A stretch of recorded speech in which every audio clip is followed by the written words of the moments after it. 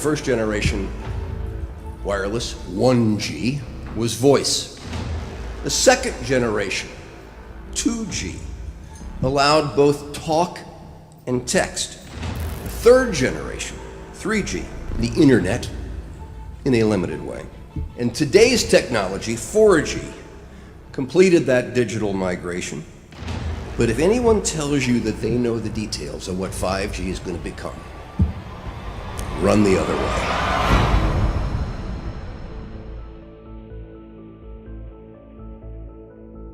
The more I know, the more I realize how little I actually know.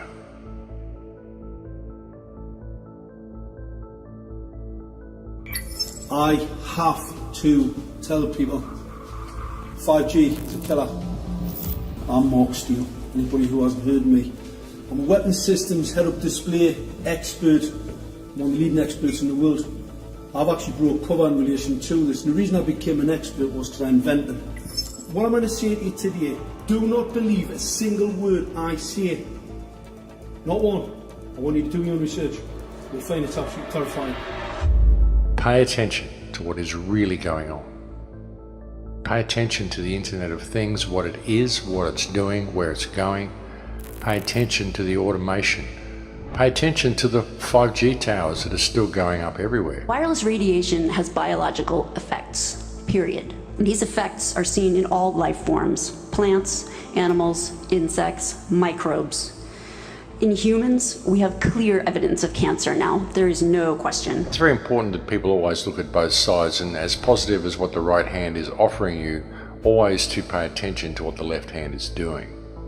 Just because a lot of people think something is right doesn't make it right. Just because a lot of people think something is good doesn't mean that it's good. It will be impossible to exist in a city or to walk outside without being exposed. There's going to be a cell tower in front of every few houses, and this means that your personal choices, whether or not you personally use a cell phone or hold it 10 inches away from your head, that cannot escape you from your radiation exposure. This is not a random series of events that have brought us to this point. Even when you look at technology, civilization, industry, the rise of technology, none of this has been random. None of it has been simply a matter of course, simply men inventing things and connecting the dots and moving to the next practical thing. All of it has been done by design to lead us to a certain point. Not a lot of people can really see what is actually coming. It's about to become a very, very different world, folks. This is a very, very disruptive technology. Very disruptive in as much as it's going to disrupt the way we live our normal lives if we allow it to be rolled out and if we abide by the parameters that the government's putting in place with this technology. You know, and by around 2030, well, it's all going to be complete. Everyone's going to be in a complete lockdown. And the kids, as I've said so many times, the kids that are growing up through the system now will have no reference point for what the world once was.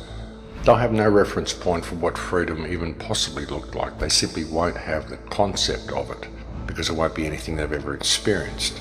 And with 5G, I mean, what people need to understand with it is that it's all military-grade technology. It's not just about monitoring. It's not just about social crediting. It's not just about surveillance. It's also about crowd control. It's about mood control. It's about emotional control. There are so many patents, so many US patents, so many DARPA patents that show the incredible amount of psychological manipulation you can do through electromagnetic radio waves. And not just psychological control, but also physical control. I mean, it's control at all levels you can think of, folks. It's right across the spectrum. We've seen experiments with MIT where they've injected nanotechnology into rats and they've been able to switch the genes of the rats on and off using radio waves to operate the nanotechnology. You think about what's in the chemical spraying that goes on in the sky, the nanotech in all the foods. I mean, we're being set up in a big way, ladies and gentlemen, and the manipulation that comes through this 5G system is profound. It's absolutely off the charts. It's way beyond what many people are considering. You have the capability of manipulating vast sections of population, targeted areas of population, or targeting people individually, targeting crops individually, biology individually. You think about the nanotech, it's in everything. So anything that the nanotech is in can be manipulated through this 5G system. And the nanotech is in everything. They spray the nanotech in the skies, they put nanotech in the food, even with what we flush down through our drains in our own homes. Gets passed on down through the water system, so you see this in the food chain, and there's nanotech in the food that we're eating and nanotech in the stuff that we're washing down the drains, and of course it ends up in the river system, it ends up in the fish, ends up in the algae, ends up in everything. With all of the stuff that they're feeding us about fast communications and good downloads and good connection speeds and all of this sort of stuff, that's the secondary application of all of it, or even the third application of all of it, because ultimately this is military grade technology, and what it's about is control, and ultimately it's a weapons system. You know, it's a surveillance system and a weapons system. You can have people under surveillance and then you can weaponize it and target certain individuals for elimination or whatever, heart attack, cancers, whatever you want to do to them. You just got to look at it, folks, and think, well, how much can you trust your government? Can you really trust these people? Look what they've done to the world so far, and that's who is rolling this system out, apparently for our benefit. When you look at the internet, you look at what it's becoming something that we never wanted.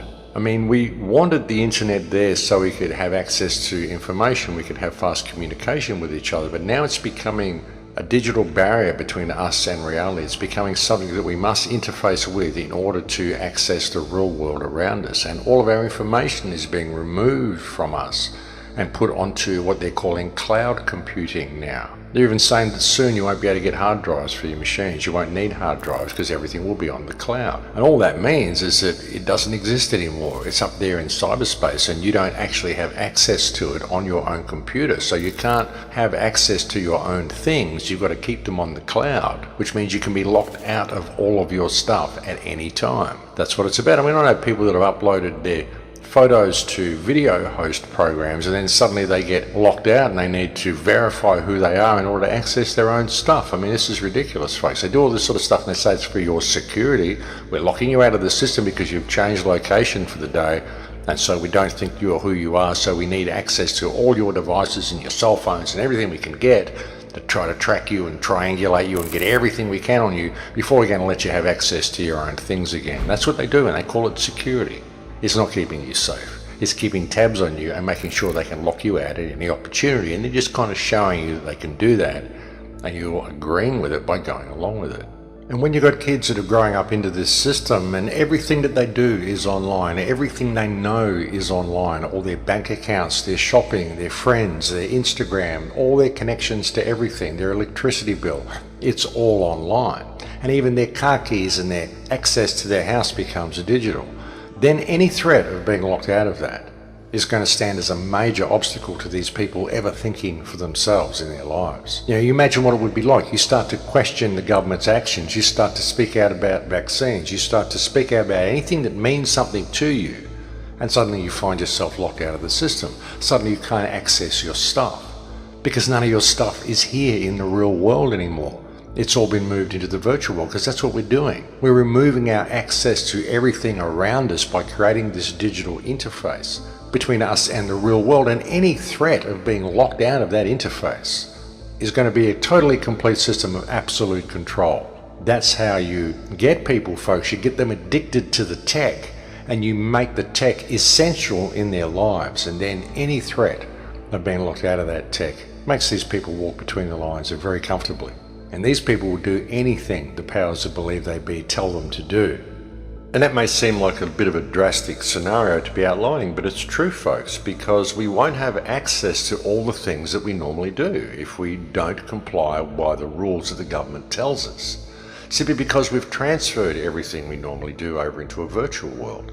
And the virtual world is not the real world, and when you transfer real life items into the virtual world, you lose them.